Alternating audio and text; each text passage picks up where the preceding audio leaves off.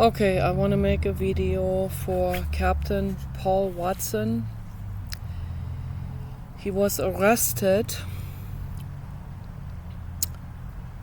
there's absolutely no reason to arrest him at all. He has never broken the law. He has never broken the international laws. He is the one that has policed the oceans.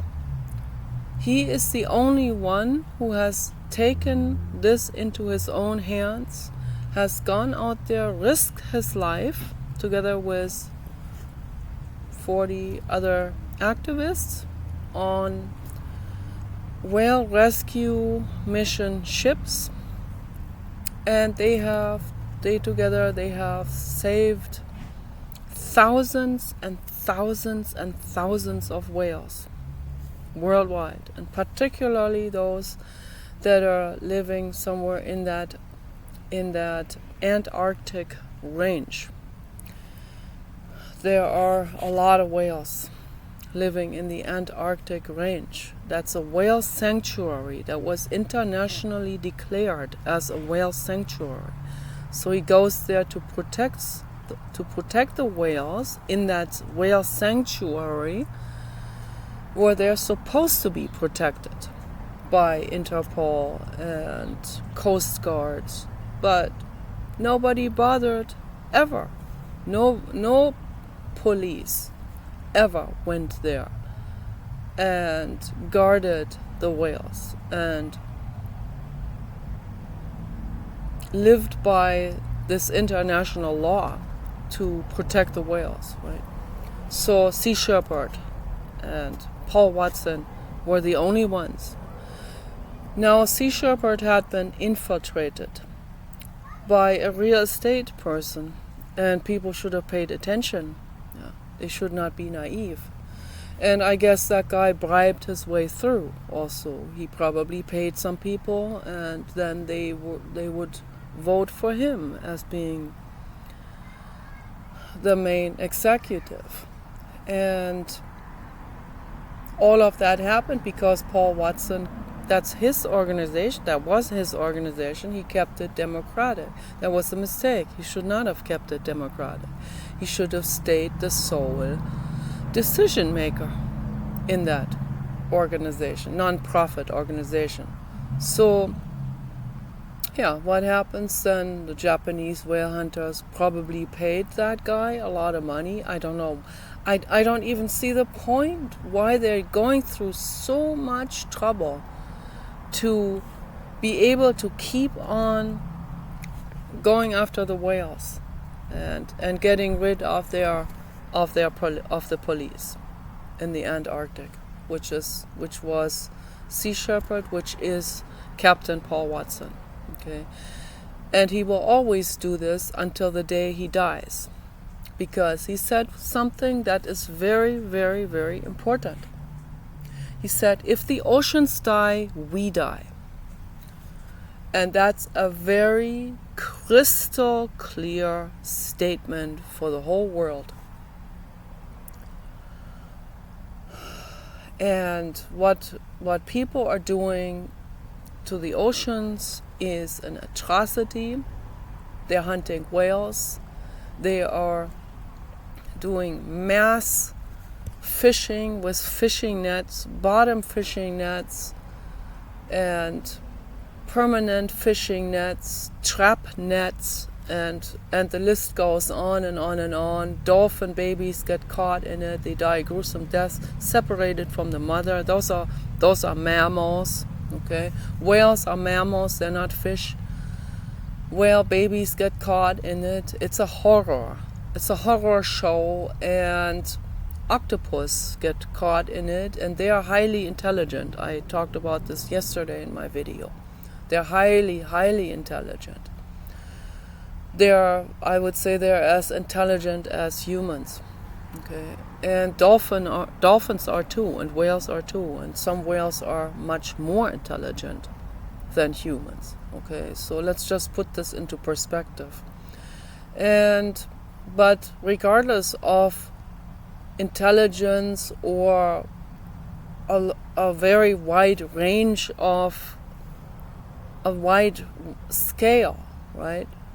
From a slug to a highly evolved living being. Okay, there is sentience, and there's sentience in the slug too. The slug doesn't want to be tortured either. Okay, but then when you go up on that scale, the sentience goes up, the IQ goes up, the suffering, the fine attunement to everything, to the environment, the huge body with unbelievably many pain receptors, all of that goes up on that scale. Okay, and what do? They harpoon whales, and it takes these harpooners 40 minutes before the whale is out of consciousness, and then they reel that whale up on their ships and cut them up. 40 minutes or more of a gruesome struggle for survival, okay, with a living being that is way more sentient and has way more pain receptors even than we have. Okay, let's just really look at this fact and put these things into perspective. So it was Paul Watson who, on one of his whaling missions, looked directly into the eye of a Macrocephalus. There was a Macrocephalus family. Those are the ones with the real big oil-filled heads. And they have this oil in the head because they need that in order to manage diving. Okay, so the oil shifts. I don't know exactly how that worked, but the oil shifts around according to them descending down, deep down into the ocean. Okay, and then shifts again when they want to come back up. So I don't know how long they can stay underwater, an hour or more, right? Or maybe 2 hours. So it's quite amazing. Those are amazing living beings. And there was a whole family, mother, father, and children of Macrocephalus. And the whaling ship comes over there, Japanese whalers. And Paul Watson, that was during the time when he was still with Greenpeace, which he also founded, and they did the same there with him as well. They kicked him out of his own organization. He thought that would never happen with Sea Shepherd, but it did. So he was the co-founder with another guy who founded Greenpeace, and I remember them back when I was a teenager. And I thought how incredibly brave these people are. So I could never reach that kind of bravery, never have that courage. I'm way too chickening out and afraid of suffering, afraid of pain and all of that. And I've been like this my whole life, and so, but, when I see these incredibly courageous people in the world, I am infinitely grateful to the Blue God that they exist, that they are here, that they are giving their lives to save the animals. And his whole life he has been saving animals. He started as a child saving beavers from being butchered. There were hunters that were coming after the beavers, and he was living out in a rural place, in a natural wild place, and he would every day be out there with the beavers and make friends with all the animals as a child. And then he saw the hunters go after them, and he tried to protect the beavers and other animals. So, and then he went through a lot in his life, a lot. His father beat him, and I think there came a day, just like with the Paul that I live with, my best friend, that happened. The same thing happened. When they get old enough and big enough, they can hit back. Okay, and that's what they all have in common. The good people. They get beaten and they don't let someone beat them into submission. When they're big enough, they hit back, and then they move out. And so he moved out. He was homeless. He tried to make it through life just on his own, without any money.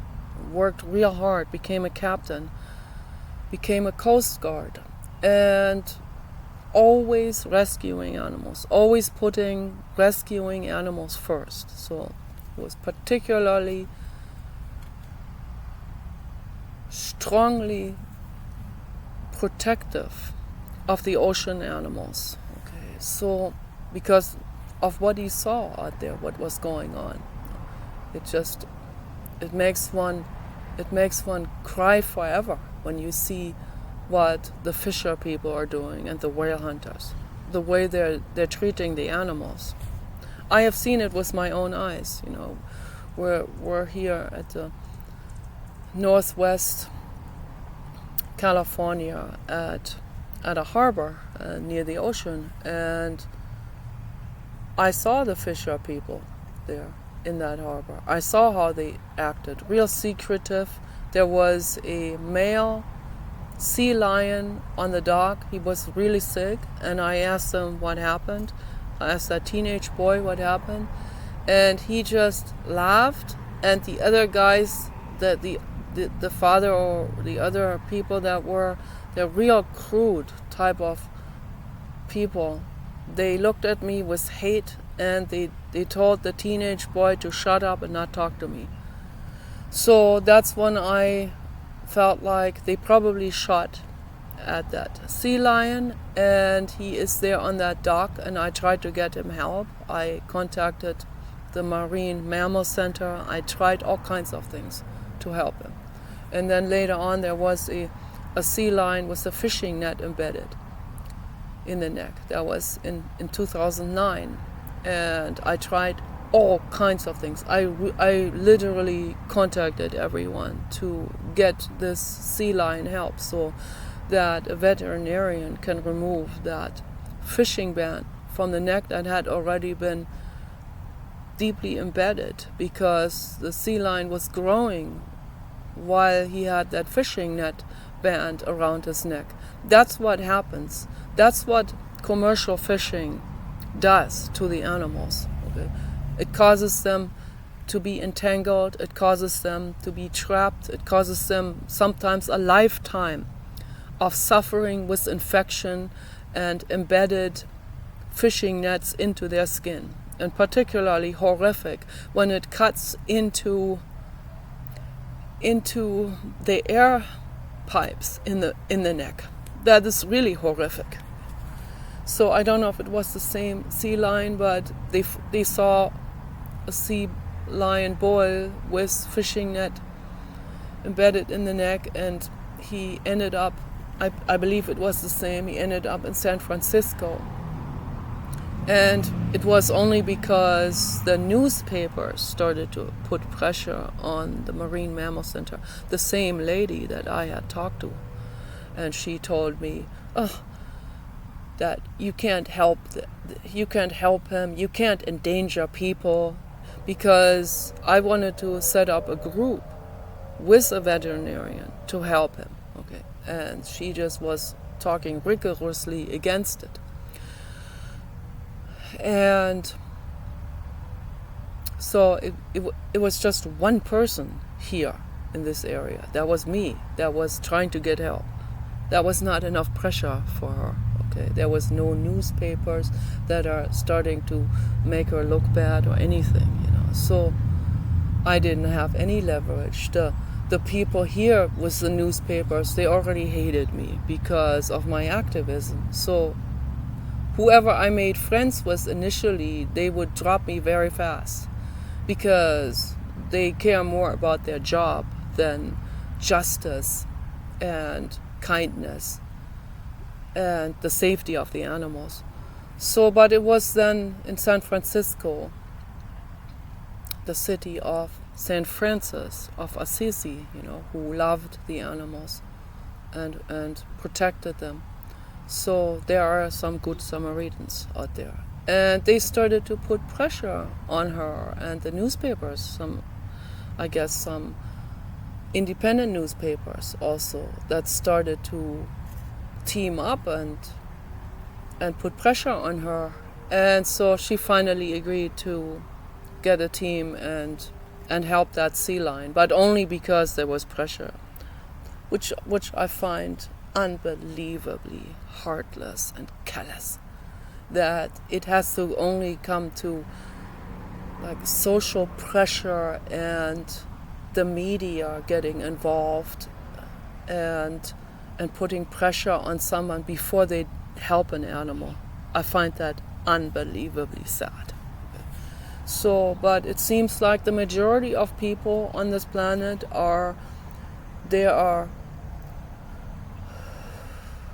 reputation based and money based and not ethics based. Okay, that's the majority of people. So that's why it was only one ship. Has always only been one ship, with Captain Paul Watson in the lead, with 40 helpers and every one of them risked their lives every single time they went on a whale saving mission. Because many times they would get into a fight with the Japanese whalers, and the Japanese whalers would even have guns and they would point guns at them. One time someone shot at Paul Watson, and it was just like with Donald Trump, the same situation. The bullet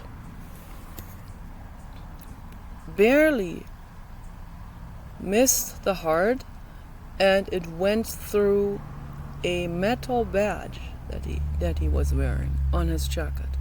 Went through that metal badge, and that badge buffered off that velocity, and then it just caused him he sunk down, but he was not badly injured. So it was just more like some kind of like a bruise or something, like a really severe bruise that kind of knocked him out for a moment, but it didn't go through the heart. So it didn't go through really major arteries. I think it just bruised some minor, smaller arteries that there were in the epidermis.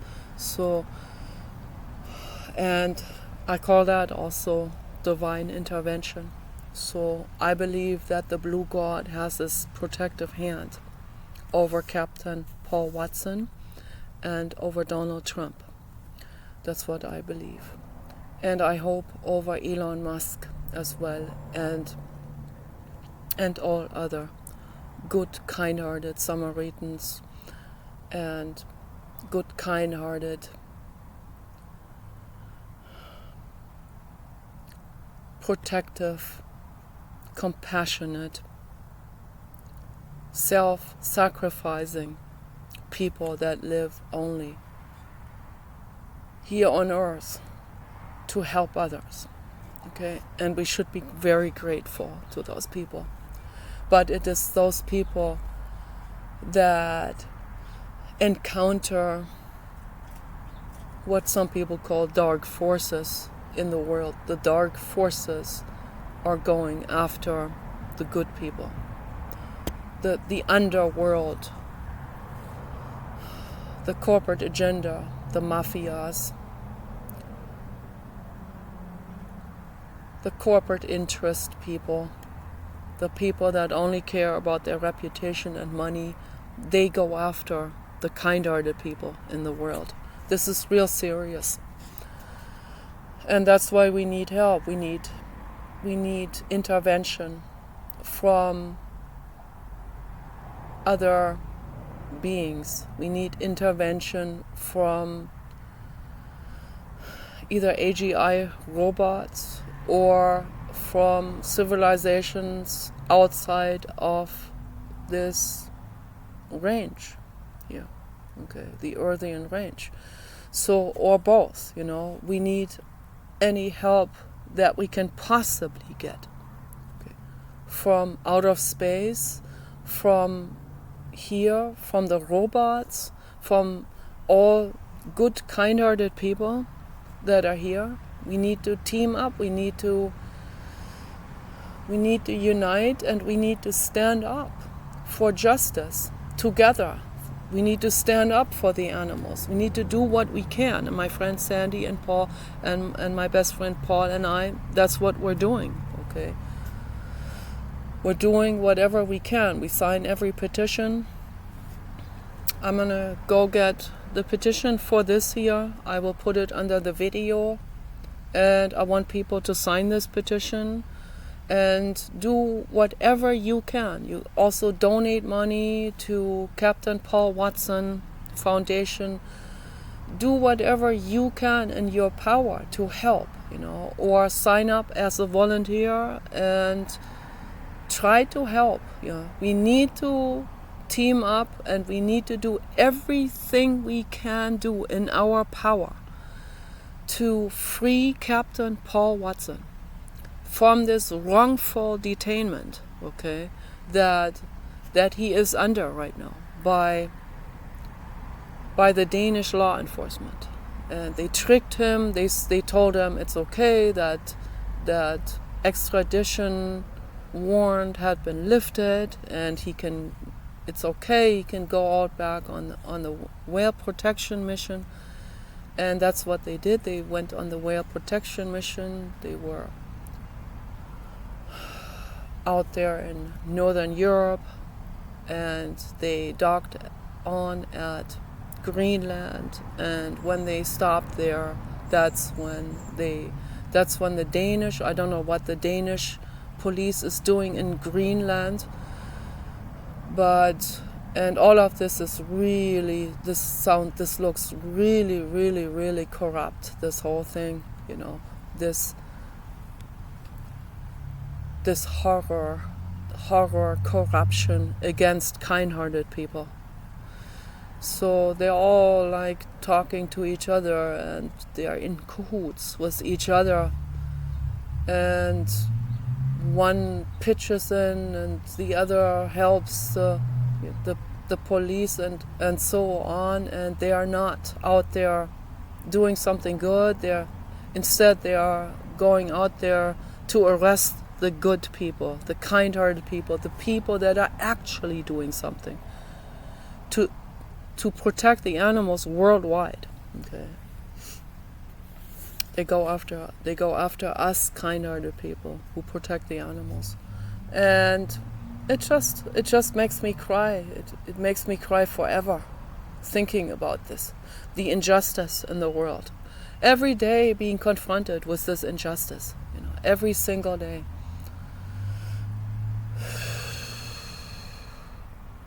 So that's all I can do. I'm a coward, I'm a chicken. That's all I can do. I can speak out on the internet, I can make videos to help, I'm way too scared to go out there and risk my life. But, even this, what I'm doing here is also very, very risky.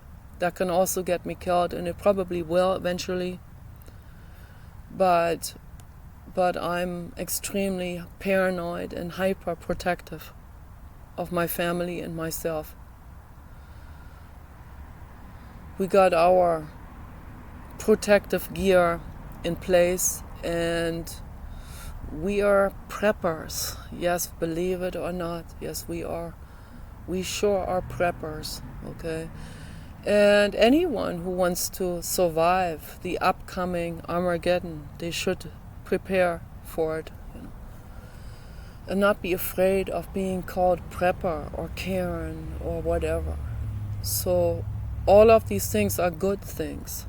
It's good to be a Karen. It's good to be someone to speak out for justice. It's good to be some kind of layman police. It's good to do whatever you can to create justice, whether that's signing petitions or writing your own letters to legislators or donating money to the right people, not the wrong people. Not donate money to Bill Gates. No, he does not need your life savings. No. I don't know, he might be a trillionaire. He's probably not even going to declare all of that he has. And then where does all of that money go? Into some kind of loop that comes right back to him just to evade taxes? That's what these people are doing, okay? And it's one big corruption conglomeration worldwide. It's one corruption network that is happening. Okay?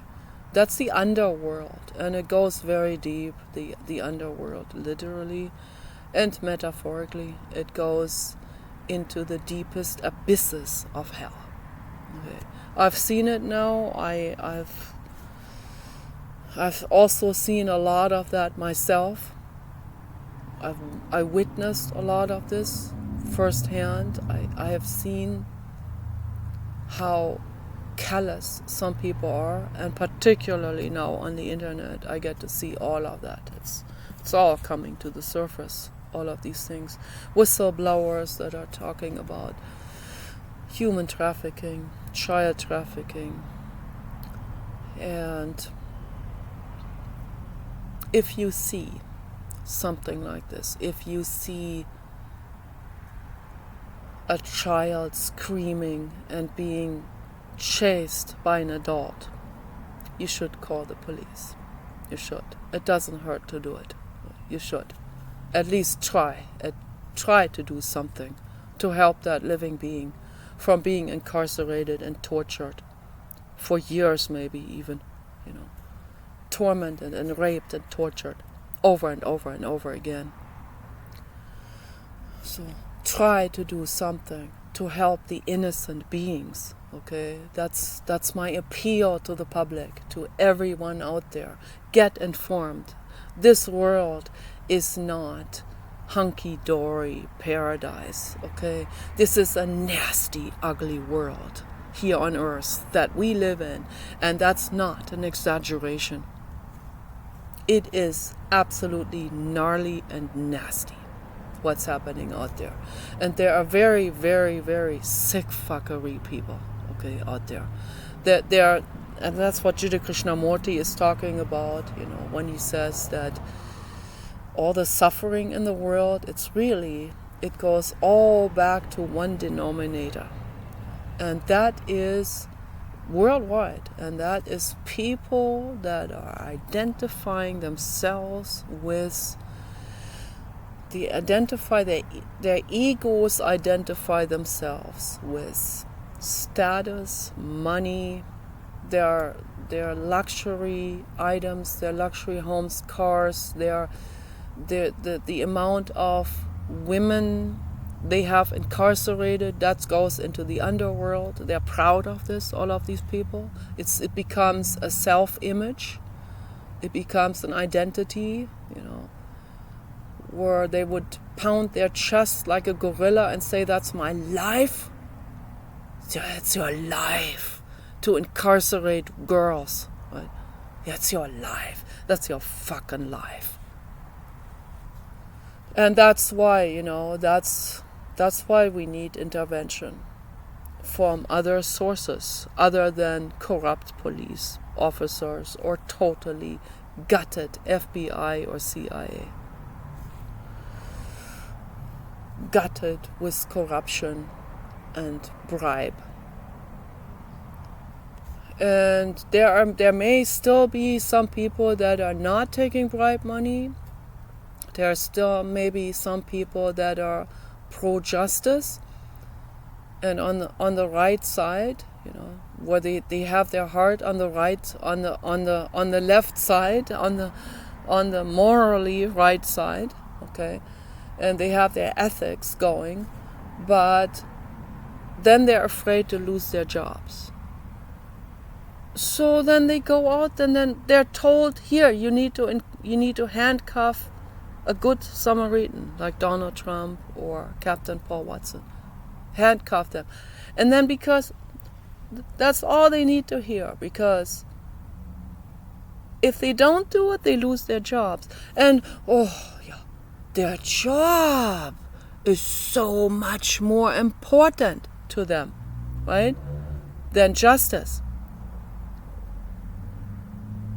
Would you shoot someone if your superior supervisor or manager told you to do it?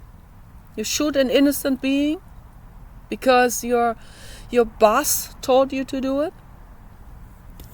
My dad talked to me about this, about the Holocaust. And we watched a lot of documentary films on it. And maybe some of them are exaggerated. Okay, so that seems to be out now. That has been whistleblowed out, that a lot of that is exaggerated. But when you have any kind of dictatorship, it doesn't matter how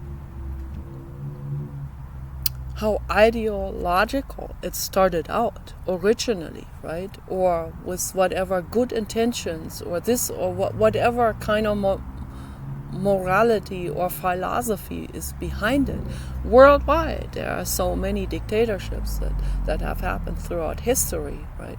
And every time you have a dictatorship like this, and the actual dictator doesn't even know anymore what is all being done in his name and under his regime, right? Somewhere in the deepest pockets of society, where police then say, well, yes, under this name of whatever, communism or Nazi regime or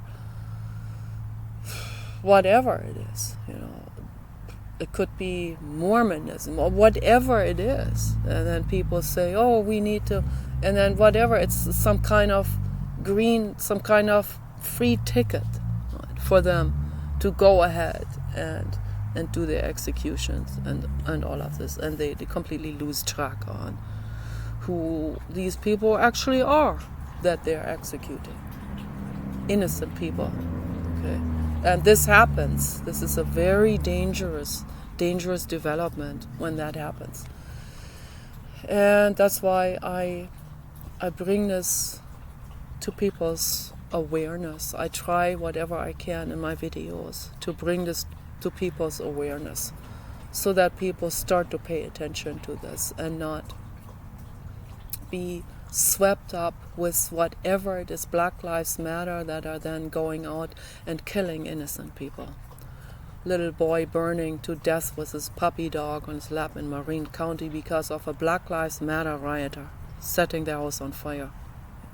An innocent little boy with his innocent little puppy dog. Innocent eagle babies in nests burning up. There are live cameras that caught all of this. Live fire going up in flames. The nests and the babies and puppies and children and innocent people. That's why I'm saying, don't get caught up with some kind of whatever it is, your movement, your rioting bosses, your job, your workplace, your boss telling you to shoot someone, whatever it is, CIA telling you to arrest an innocent person, whatever it is, okay? We're appealing to you who are watching, every single person. Don't latch on to a movement. Don't latch on to peer pressure or wanting to fit in or wanting to be liked, or not wanting to lose the job, or wanting to appease your boss, or whatever, or be part of the religion, or whatever it is. Think critically. Question people. Question it when they start to become violent. And ask you, when they start to ask you to do violent acts. Question it. Stand up for justice. Okay. I don't know what else to say. That's my appeal to the public. Okay. Let us together free the good ones. I'm so glad Julian Assange is finally free. Okay. It took a long time. And the only reason why he's been freed now is because the Biden administration wants to look good. And it was really the Biden administration that kept him incarcerated all that time. So, because they know Donald Trump, anytime Donald Trump is back in office, he would have immediately done whatever he could with amazing diplomatic skills. He would have done everything he could to free Julian Assange. Okay, and so they didn't want to wait until he frees. They wanted to brag themselves up by doing it. So they wanted to. That's all just it's a campaign pitch. That's all it is for them. Okay, but either way, I'm glad he is free finally, and I campaigned. We all helped. The good people all helped to stand up for him. And in the same sense, let's stand up now for another hero, Captain Paul Watson. Let's stand up for him. Let's stand up for his freedom and safety and health and wellness. And let's speak out and make videos, okay? Please free Captain Paul Watson. Please do everything you can to help, to talk to people, to use your diplomatic skills to help free Captain Paul Watson from wrongful detainment. Peace and love.